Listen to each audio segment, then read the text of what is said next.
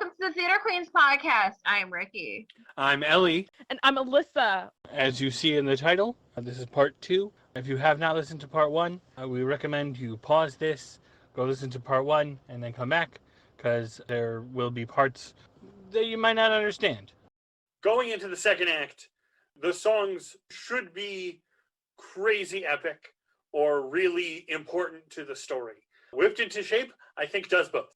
Going into Act 2, for the audience, you need a song to bring everyone back to the story that they weren't in for like the solid 10 minutes of intermission of just like going to the bathroom, getting a drink. You need it at the level of the excitement in the show. Is a reminder also, I think, of the pace and the style of the show, because you start off immediately with a crazy dance number. The stamina that those people must have, especially Brooke. Yes. It's not only the stamina, by the way, of the jump rope, it's also the pauses where they pause the video on her and she's just holding the position. And these are like crazy positions that she's holding. It's insane. So then when it gets to Elle talking to Brooke, just the two of them, and hearing the alibi. The alibi. I think something that really strikes me at this moment, that Elle does not want to give over the alibi after she gets it. So a very important part of this, I think, is just the element of consent. She doesn't want to violate Brooke's consent, and I think it's a very important moment for her, because I think consent is a theme that pops up quite a bit, especially later in the musical. She knows how important it is to respect someone's decisions, because I think that a lot of people don't necessarily take her decisions very seriously. Brooke made the decision that she doesn't want to give over her alibi. I'm not going to make her. Elle has a line where she says, where Warner is trying to get her to give over the alibi, and he's like, but things would be so much easier. And she's like, yeah, but by jeopardizing our client's trust and our integrity. So a moment that I enjoyed was, this is the scene where Callahan calls Elle Legally Blonde for the first time, and I was like, oh, well, roll credits. Show's over. Yeah. You know, they said the name. And so Emmett and Elle have a heart-to-heart, and then Elle decides, I'm going to do something nice for you. You've been so great to me. I'm going to do something great for you. So she takes him shopping! I love it. I love Take It Like a Man. Okay. This is her expertise. She knows fashion merchandising. She's going to use that to help someone else. Take it like a man. So fun fact about Take It Like a Man, supposedly Laura Bell Bundy and Christian Borle were not comfortable with how little development Elle and Emmett had, so this is a song that they specifically put in to develop their relationship a little bit more. That's cute. To have a moment where you see them actually falling in love with each other, or more accurately, realizing that they've fallen in love with each other. Aww. Yeah, because I feel like with a chip on your shoulder, or like through all their little study sessions, okay, you can see them developing as friends, but this way it's not out of the blue that they're suddenly in love with each other. The amount of respect that he has for what she does is, I think, so important. Also, I want to add just the amount of trust that he has. Yes. Mm-hmm. I think every single time we see someone addressing her area of expertise previously, it's a little derogatory, especially from guys when she's trying to get into Harvard and they're like, she's a 4.0 average. Yes, in fashion merchandising. Like, that's a terrible thing, because like, that's just fashion. Warner constantly treats her as less serious and stupid because that's her area of expertise. But Emmett kind of immediately knows, okay, this is what you're good at. Be good at it. Show me. I trust you. Mm-hmm. Yeah. And it's very important. I think it also shows, especially because he's a potential romantic partner, she gets a lot of trust in that from her platonic friends. Paulette knows how good she is. The other dozen new girls know how good she is, and they trust her and they have respect for it. But no one who she would potentially want to respect her like that, who she would want to have a relationship with, really does. So him showing that he has that kind of respect for her is very nice. It's very sweet. But in that last moment of the song, when they lean towards each other, and he goes for a kiss, and she's like, no. Emma's so sweetly like going in for the kiss, and she totally just like not like right over her head and just going in for a hug. Which is, it's a very tiny moment. I have to go back and look at it because I totally didn't realize it the first time. It's very cute. It's nice also, I think that she got to that level of trust with someone without her seeing it as a romantic relationship necessarily. Yeah. Or that she sees it as a romantic relationship, but her assumption when he's there is not he wants something romantic out of me. It's he actually likes me. Likes her as a person. So the more platonic hug is her instinct, and I think that's really cute. Yeah. And so we move from Emmett and Elle's love story into Paulette and Kyle. Which also I find it very cute that it's going from a song about Elle helping Emmett to now it's going to be Elle helping Paulette. Mm-hmm. Yeah, it's nice. I really appreciate that the way that Paulette is able to see the Greek chorus is by already having a really great bend and snap. I think the only time that she really starts getting bad at it is when she starts getting self-conscious about it. Mm-hmm. Yeah. When she like feels like people are looking at her. Right, but before that, she's just doing it subconsciously. She doesn't realize that she's doing it, and she's great at it. And I think it really reflects that whole aspect of finding hidden depths that are already within yourself. Like, you don't have to relearn it. You just have to do it intentionally instead of by accident. I love the like quote unquote magical power that the bend and snap has in this show. That it is this like thing. It warps all laws of physics. It is this thing that defies physics that suddenly gets every man to be into you. It's another one of those giant numbers that kind of hits you in the face with a ton of dancing, but you love every second of it, Yeah. so it doesn't matter. Oh, it's so fun. It's so fun.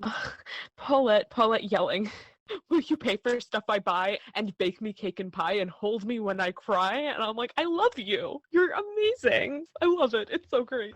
The whole finding your own confidence part of the song is very, very important because it's Yeah. this song seems a little bit like a throwaway when you first watch it, because it's about, even though it's so much fun and it's so big, it's about a minor character finding herself. It's one of the only songs that Elle really doesn't have a solo in, and it doesn't seem like that vital a song for her, for Elle's story.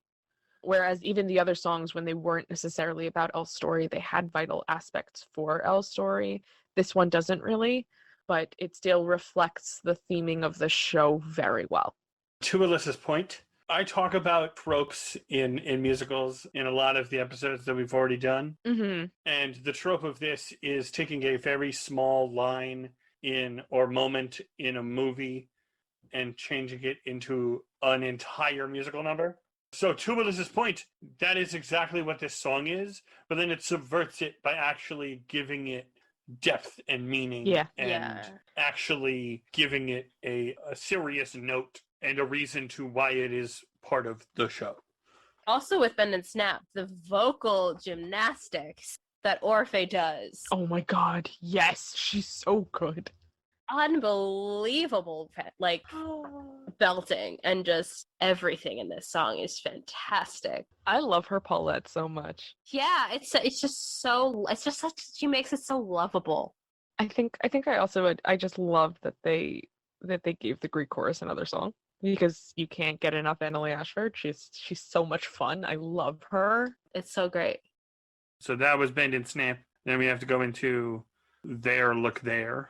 Gay or European? Okay, gay or European, which I feel like we're definitely not the first people to talk about this. This is low-key very homophobic of a song. Yeah.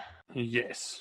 This is a very awkward moment in the show, and I feel like I kind of want to skip over most of it because it's it's like it is not for us to talk about. I feel like it's very homophobic, but it's also, in addition to being homophobic, it's also kind of racist to the guy who, his name is like Del Tacos or something. Nikos Architakos. Yeah, no, that's so racist. I do want to say, as awkward as it is, I do appreciate that in the musical they changed how she figures out that he's gay from he knows designers to I did the bend and snap in front of him, which has always worked for me with straight guys, and he did not react. Because again, bring it back to the bend and snap number about how this bend and snap also has the kind of this like magical power to make any guy madly in love with you. Guys, watch this. Did you see that? No, I think you should do it again. Please. Yeah, it's so good. I think they turned a moment that was very much playing on stereotypes of queer people into, oh, this is actually based on whether or not he is attracted to women, Mm-hmm. instead of just outdated stereotypes of gay men know Yeah. designers and straight men don't. Which, I mean, it still is very problematic. It's incredibly problematic, but at least it's based in a little bit more fact. And very racist. Very racist. We're just not, yeah. And then going from racism to another bad thing, Right after the trial. Callahan kisses her. Yeah. Again, in the movie, he just kind of puts his hand on her leg, which is also not okay. But this where he straight up kisses her. Mm-hmm. So something that I noted was Warner's reaction to when he comes in after Callahan, kicks her off and is like very antagonistic. Yeah. And then Vivian was like, Warner, stop. You obviously aren't picking up the issues with what just happened. Yeah. I know, but what I didn't like about that, I mean, it's just something that bugs me a little bit, is that she's defending her against Warner. She says, Warner, just stop. You obviously don't understand what's going on. But then she just looks at Elle and then walks away. Well, what's she supposed to do? What's she supposed to do in that in that moment? Say that wasn't okay, and I'm sorry. That is so much easier said than done. I know. That's not that moment. That's not the moment where you do it. Yeah. Especially because she's in such a shaken state at that point. Yeah. That is not the place to apologize. It's not a place to apologize, but also she doesn't know Vivian that well. She does not have that kind of relationship for Vivian to be saying something there. I know. I don't know. I thought she did exactly what she should have done, which was waited until the right moment. She obviously, at the end of that, noticed that she was a legitimate asset. She had a legitimate brain behind the blonde hair. Which, what does Vivian do? She goes and gets her at the freaking salon. She gets her out. She gets her out of the funk that she is in. Yeah. The thing about Elle is that in that moment, she really doesn't have anybody, and that's the point. That was the idea, was that Callahan kicking her off of the case was literally her losing everything that she has done till now. Everything she worked for. So, of course she's going to feel bad when Vivian leaves. Because she's absolutely reaching out and being like, hey, give me some comfort. But as Rikki said, they're not at that relationship yet. Yeah. Vivian can't do that, or it will be weird for the story. Yeah.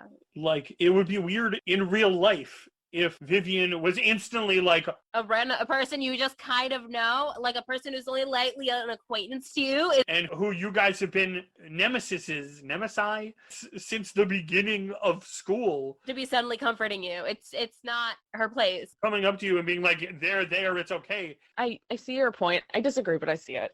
Her leaving is Elle's realization of, I have no one. And that's why when Emmett comes and is like, it's okay, whatever, and she doesn't explain to him what's going on, and then when she does, she says, there's nothing you can do, it's because she's already at that point where she's like, I'm alone in this. She has made her mind up. She has made her mind up due to Vivian leaving. With Vivian leaving, Vivian was the only girl that would be able to back her up, and she didn't. And at that point, she was like, look, I'm done. Well, it's not that she didn't back her up. She said, Warner, shut up. But so she didn't do nothing. She did something, but it wasn't a giant grand gesture. But then when it comes to she's going to Paulette to say goodbye, that's when Vivian's coming in to step up. Vivian's like, you ain't leaving. You're smart. Let's talk about Emmett using the motif. And it's the motif on love, and he's talking about it, and I love it. And it's his love for her, and it's cute. Yeah, but also because his character is just so very sweet and genuine, that when it comes from him, you really just feel the love. There's a really great line. You did your best with a hopeless case. That's ludicrous. It fits so nicely. I love it. It's one of my favorite lines in the entire show. That's just such nice rhyming. I love it. In the end of that song, in the chorus-ish part of that song, when she says, some girls were just meant to smile, and her voice breaks. Yeah, because it's a very emotional moment. Her acting, you could see how emotional the moment is. Because that's the entire thing that she was trying to fight against the entire time she was in Harvard. She started off being that girl who she thought was meant to just smile and look pretty Yeah. and be by his side and whatever. And then a part of going to Harvard was like, oh, that's not what you want. Okay, let me try harder. Proving that she's more than that. And this is the moment where she's like, so some girls were just meant to smile. And she's like, this is everything that I've worked so hard for. And it's torn apart. It's so powerful. The acting in that scene is phenomenal, and I love it. Then from that, we get into Elle saying goodbye to Paulette at the salon. The first thing that you see is you go from this moment where Elle is just completely defeated and Emmett is trying so hard to break through to her. The relationship seems like it's at like this critical breaking point, but then you turn to Paulette and Kyle, and this is a moment where you see a development of a relationship that doesn't necessarily get a lot of attention or screen time, and I really appreciate that they made an effort to show them communicating outside of him bringing her packages. He takes Rufus on a walk for her. They're talking. He's like, oh, thanks for spending that time in the ER with me and whatever. And you know that the relationship is happening. So when they get together in the end of the movie, it's not, why are you attracted to her? I don't understand, where is this coming from? There is a moment to bring it to light. Yeah, because very much in the show, we don't see anywhere like in the text about what the relationship is, other than he's a hot guy who brings her packages. So having the moment of him walking the dog and doing all that stuff really shows that, okay, there's validity to their relationship. And then we get into the Legally Blonde reprise. I love the Legally Blonde reprise. I really appreciate that Vivian's the one who sticks up for her. Because in the movie, it's the professor from the first professor who kicks her out is not Callahan. It's a female professor. And they just took her out of the musical entirely. But I liked that here it was Vivian who was giving her the pep talk. They still maintain what is a constant theme in the show, which is women supporting women, but they change it into represent the show a little bit better, as opposed to having the professor, which is a very movie-esque thing. I think with Vivian doing it, it's still women supporting women, but it fits a little better for the show. It shows a little bit of growth for their friendship. Yes. Which is important. That's what I was thinking. I have to point out, there's an entire dance break in this where the stage is entirely empty. The entire ensemble is just out there dancing, and then Paulette and Kyle do the whole Irish step dance where she finally found her Irishman. Yay! What was the point of that entire dance number? I'm sorry. I don't want to say what is the point of it.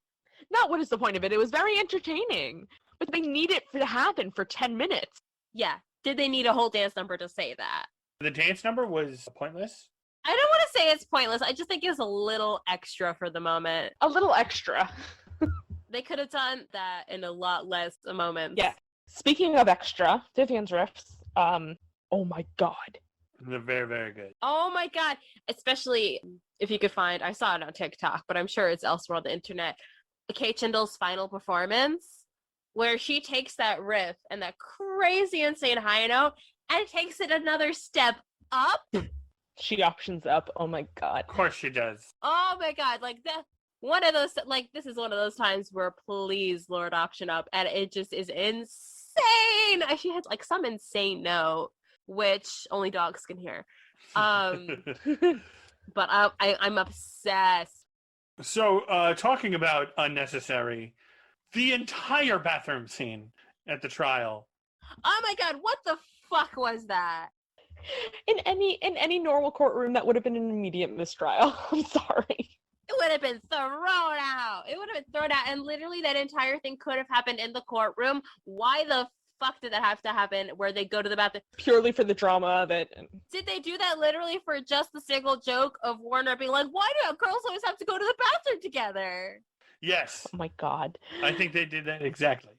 There is this aspect of Elle had to tell Paulette to take Enid away so that they could do the perm, so that they could have a physical demonstration. But here's the thing, is that they don't necessarily need a physical demonstration.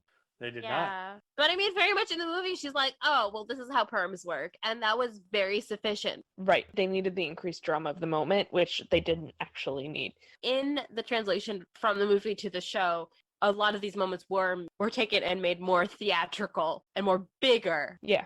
This was too big. Too much. This was too big and that so much that it was a little unnecessary. I think it just kind of made the point, which in the movie where she just shows her expertise on perms of just saying how it works, this kind of made her point a little bit more unprofessional. Mm-hmm. Can we also mention, by the way, what pisses me off the most about this is she's not actually proving that she's a better lawyer. It just happens to be that if the answer to this trial had not happened to be exactly in her wheelhouse, there's no telling that she might have succeeded. She could have, and if the story had been any different, she might have, but this is, on the one hand, it's delegitimizing her a little bit because she's not winning because she's a good lawyer. She's winning because she knows perms. Yeah. Mm-hmm. But on the other hand, it's showing that this wealth of information that everyone has consistently found to be entirely useless actually does end up becoming a vital source of information. So it's a really, really weird issue and struggle that I'm having with this because I don't know if I like it or not. And then she wins. Mm-hmm. Okay, so there's a leitmotif here again because they repeat the oh my god, you guys. There is a follow through. When oh my god, you guys was originally mentioned, it was supposed to be her big moment, but it was a proposal. And now this actually is her big moment. And they're bringing it back. Mm-hmm. Her big moment was having a guy like her. And now her big moment is she did something for herself. Mm-hmm. Right. It's really nice. Yeah, it is really nice and really sweet. From that, we move into the final song of the show, which is Find My Way. My personal favorite movie trope, which is where are they now? Which is just hilarious in a musical. But also, I find it really funny that Paulette is like, oh yeah, because you guys don't want to hear the boring graduation speech. I have issues. Of course I have issues. I have issues with everything. But Warner's storyline in particular, the fact that he just makes it as a model anyway, and it's like all positive and whatever, and it's like, no, he dumped Elle because he needed someone serious, and then he failed. He failed in the area that he thought he was too good for her in. Yeah. What the point was supposed to be that he learned his lesson because he failed. He had no job prospects. But I think there's also an element of realism in it because it makes a lot of sense for someone like him to still end up just being completely fine. Yeah. But also, it's very much a role reversal for them because this whole time, what was expected from Warner was to be this big, fancy, rich lawyer, and what was expected of Elle was just to be this like pretty girl. Go into fashion. Yeah, to go into fashion and just sit and smile. But now, like, it turns it on its head by making now Warner is the guy who he's just a model, while she is the rich, successful lawyer. And then I really appreciate that as the one who proposes to Emmett. The whole show is supposed to be her finding her independence and learning how to get on her own. And now she's finally reached this point where she's like, she's not going to let someone else run her life or wait for someone else to make the first move again. And I like it. And he's super happy. First of all, it brings back that leitmotif of oh my god again. Mm-hmm. It does it really well also because it brings it full circle to another proposal. Yeah. Mm-hmm. But this time she's the one who's in control. Yeah, very much. And it's very interestingly done and I really appreciate it. It was very good. Another interesting thing about this show, amongst a couple other different shows who did this, is they also had the reality show The Search for Elle Woods, where they had like a reality competition show to who's going to replace Laura Bell Bundy, which I find very interesting. They've done this before in America with Grease, You're the One That I Want. Like, this concept has been done a couple times in England, but I love America adopting these reality shows for theater. A lot of people who we now know as like Broadway actors and Broadway stars came out of this show, notably Lauren Zaccharin, who a lot of people know from Rock of Ages. And also I believe she did end up doing Elle Woods in like the tour or like some later time on Broadway. But also Selena Travahall, who is more notably known as Tony Award winner Lena Hall, which you know what I find really interesting? I would not cast her as Elle Woods. I think she would make a fantastic Vivian. It would be a very good Vivian. Especially with her vocal range and her type of voice. I would love to hear her sing that part of Legally Blonde and just like go crazy with it. Mm-hmm. And then Seth Rudetsky was, and he was amazing. Seth Rudetsky just being Seth Rudetsky is just always entertaining. Exactly. No, but I used to work for him, and he's very much the personality that you see on TV and on Sirius, that he is just this fun person. Okay, so let's finish this off with some final thoughts. Everyone, we're gonna say our favorite song. We're gonna say our favorite character. Rikki, why don't you start us off? I think my favorite character is most definitely Paulette. But I mean, I might just be because she's just so lovable, and just Orfei is just such a performer and just Celtic moods. Celtic moods. It's so entertaining. It's always, I mean, everything that Orfei does is just so entertaining to watch. And I think that leads into my favorite song, which is probably Bend and Snap, because the second that comes on my playlist, I am dancing, I am bopping. And again, the vocals are just insane. Ellie, you're next. My favorite character probably is Emmett because he's so sweet and so innocent. He's so cute. And there are a lot of moments where like he is just having a fantastically fun time. Especially again, him drinking Red Bulls. That line is so funny to me. My favorite song, surprisingly, Blood in the Water. Ooh. I love me a good villain song. So Blood in the Water is very good. Alyssa, what about you? Mine, okay, so I'm gonna be basic as hell, but my favorite character is Elle. I love her. No, I'm kidding. I'm really basic. I tend to like protagonists a lot. And I think she has such a meaningful arc. I really just Elle is very, very well done, and I love it. I also like the idea of not villainizing femininity. So, Yay. woo!